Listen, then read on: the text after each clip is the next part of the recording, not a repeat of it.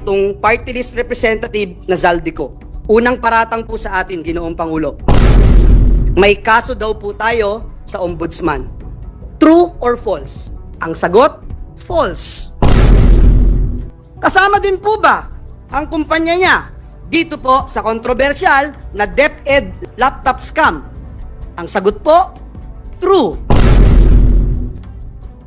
Ang masaklap po, inappoint po siya ng Kamara de Representantes bilang tagapagbantay ng kaban ng bayan. Si Dracula, inappoint mo bilang tagapagbantay ng blood bank ng bayan.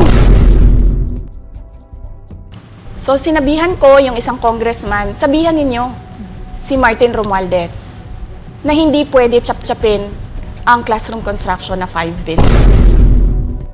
Yung 10 billion na yon hindi kontrolado ng Department of Education. Controlled yon ni Congressman Zaldico at Congressman Martin Romualdez. Super Pinas TV. Super Pinas TV. Tila nagsanib puwersa si Senator Joel Villanueva at VP Sara para resmakan sina Representative Zaldico at Martin Romualdez. Sinagot ni Senate Majority Leader Joel Villanueva ang House Appropriations Committee na si Zaldico habang nagpapatuloy ang world war sa pagitan ng dalawang kapulungan ng Kongreso dahil sa kontrobersyal na People's Initiative noon. Sinabi ni Senator Joel na ang mga dapat umanong link ni Zaldico sa SunWest Corporation, isang kumpanyang pag-aari umano ng kongresista na inilarawan ng senador bilang isa sa pinakamalaking kontraktor ng gobyerno sa bansa. Giyon din ang pagkakasangkot ng kumpanya sa controversial na Farmally Deal at Department of Education laptop deal. Ang Farmally Deal ay isang pharmaceutical corporation na sangkot sa overprice ng mga gamot at supplies noong kasagsagan ng pandemya ng COVID-19. At ang DepEd laptop scam naman noon, nasangkot ang kongresista sa 2.4 billion budget para sa laptop ng mga guro, ngunit nakita ng COA na ang mga laptop pala ay outdated at overpriced. Diyos at bayan. Kaya ngayong araw pong ito, kasama po natin sa bulwagang ito ang aking mga kaibigan, itinuturing ko pong pamilya, mga ate, kuya, nakasama po natin at sila po, Ginoong Pangulo, ang mga buhay na patotoo, buhay na saksi kung paano natin isinabuhay ang pamantayang ito.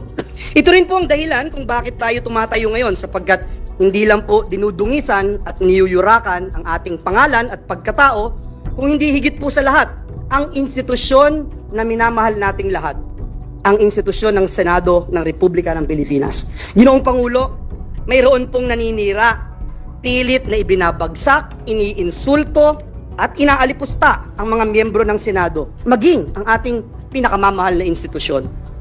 Let me set the record straight, Mr. President. At para po mas madali, true or false na lang po tayo sa mga paratang ng pinuno ng pinakamakapangyarihang komite sa Kamara de Representantes, ang may hawak ng budget, ang House Committee on Appropriations, na walang iba kung hindi itong party list representative na Zaldico. Unang paratang po sa atin, Ginoong Pangulo. May kaso daw po tayo sa Ombudsman. True or false? Ang sagot, false. Ang pinag-usapan ng gawa-gawang reklamo noon, isang sulat po na mula sa ating opisina.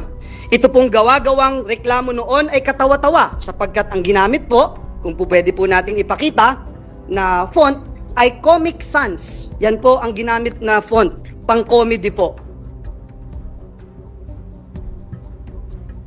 Ang letterhead po na ginamit ay Buhay Party List. Mr. President, the last time I checked, ang tatay ko po, hindi po si Brother Mike Velarde. Ngunit mahal ko po siya. Nag-research po ba at nag-aral ang nag-aakusang ito sa atin? Ngayon po, kakalkalin ngayon ang kanyang mga kaso. Nakakalungkot po dahil kaibigan naman po natin siya. Pero dahil po pumasok siya sa away na hindi niya away, kailangan niyang magbabanggit ng mga personal attacks, kakalkalin po itong mga atraso niya sa bayan. Ito pong kumpanya niyang SunWest Corporation. True or false? ito po ba ang isa sa pinakamalaking government contractor sa bansa? Sagot, true. True or false?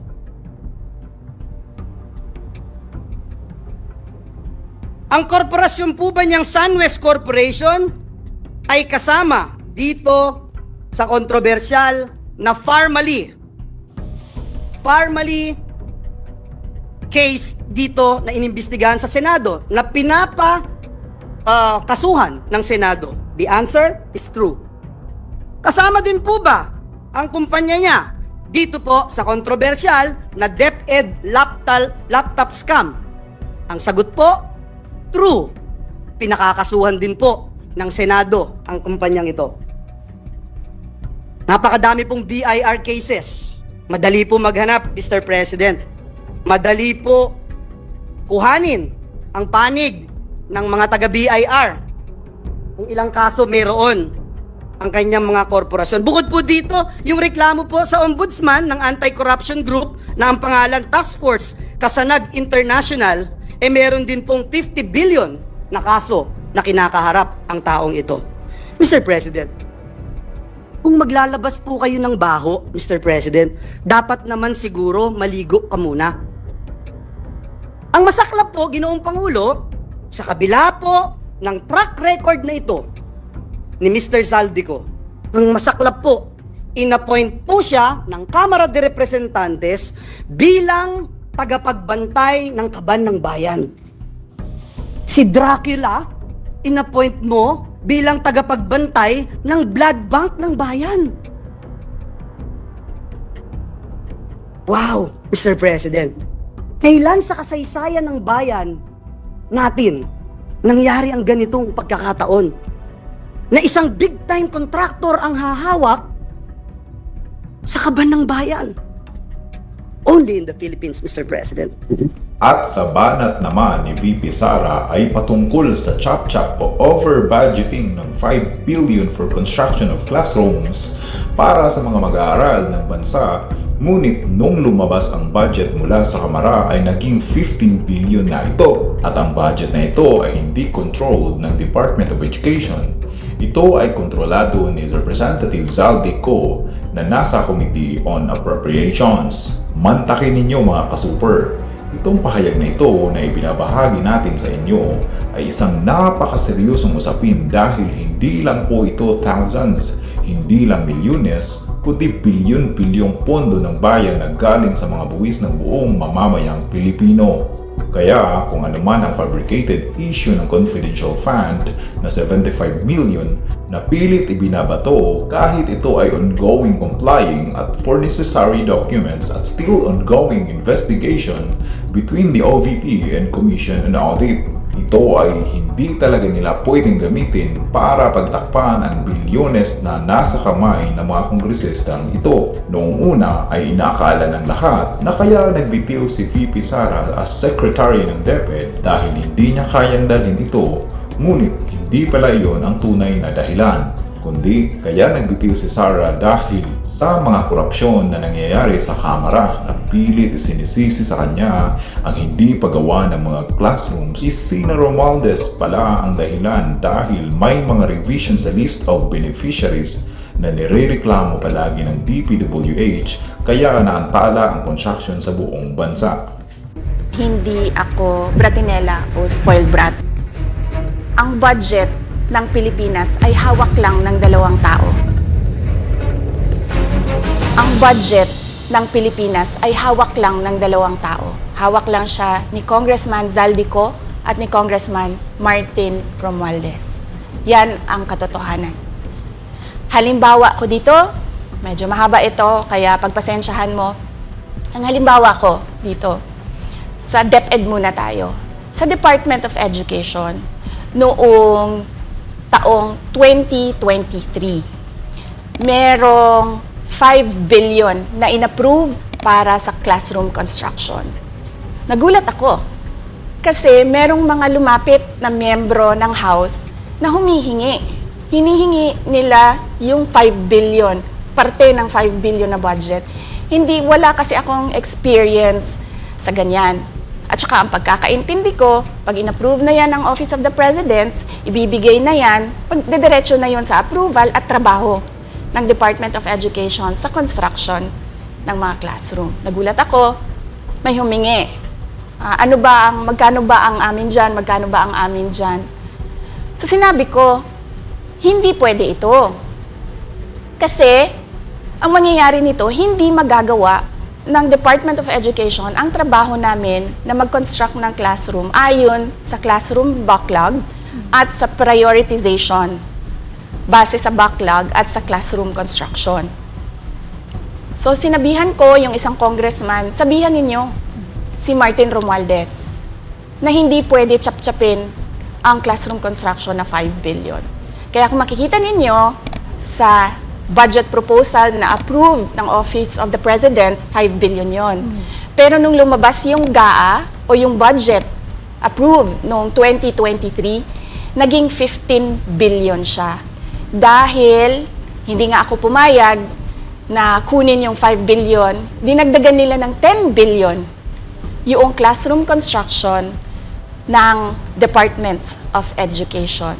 Yung 10 billion na yon hindi kontrolado ng Department of Education. Controlled yon ni Congressman Zaldico at Congressman Martin Romualdez. Hindi ko na kailangan ng corroborative witness dito dahil makikita nyo yon sa papel. Makikita ng taong bayan yon sa papel. NEP, 5 billion. Lumabas ang budget approved, 15 billion. So, maiintindihan niyo, di ba? Bakit pa tayo magbo-budget hearing para sa Office of the Vice President? 2 tao lang naman ang nasusunod sa budget ng bayan natin. Halimbawa, taong 2024, kung makikita nyo, ang approved na budget ng Office of the President para sa classroom construction ay 19 billion.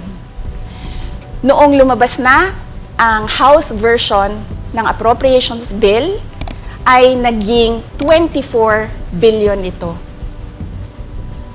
So, approved 19 billion, paglabas sa House, naging 24 billion. At doon sa 24 billion na yon, kung hahanapin mo sa papel, kinuha nila ang 5 billion ng repairs ng classrooms at nilagay nila doon sa 19 billion para maging 24 billion siya. So, ang naiwan sa repairs, sa kawawang mga classroom, ay 1 billion. Kaya, makikita nyo, sa papel, nandyan yan. Naging 24 billion. At hindi lang yan, dahil noong 2023 ay hindi ako pumayag na hindi masunod yung DepEd na rules sa paano mag-classroom construction based on need, ang ginawa ngayong 2024, inattach nila ang listahan na kung saan gagawin ang mga classroom construction worth 17 billion. Makikita nyo yon sa papel. Pagdating namin sa Senate, nakita yon ng mga senador. Tinanong nila ang Department of Education, totoo ba o hindi totoo na galing sa inyo ang listahan ng 17 billion ng mga classroom construction? So sabi namin sa mga senador, hindi totoo.